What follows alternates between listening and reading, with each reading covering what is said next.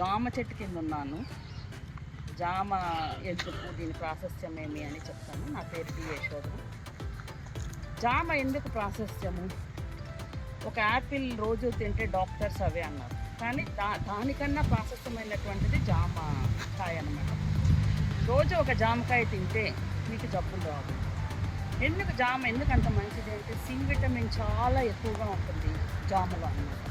ఇప్పుడు చూడండి, సీజన్ అయిపోయింది, చెట్టు కొమ్మలన్నీ ఇదైపోయి ఎనర్జీ లేక డీయాక్టివేట్ అయిపోయింది.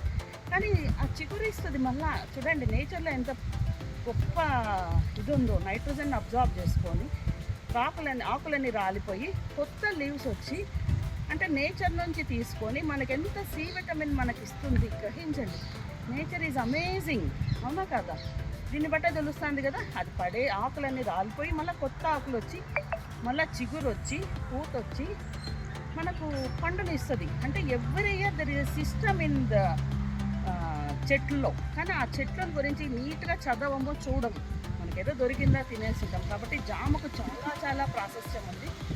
మోర్ సి విటమిన్, డయాబెటీస్ కూడా తగ్గుతుంది అన్నమాట. కాబట్టి ఇటువంటి ఆహారం ఉన్నటువంటి న్యాచురల్ ఫుడ్స్ తీసుకోండి, ఆరోగ్యంగా ఉండండి.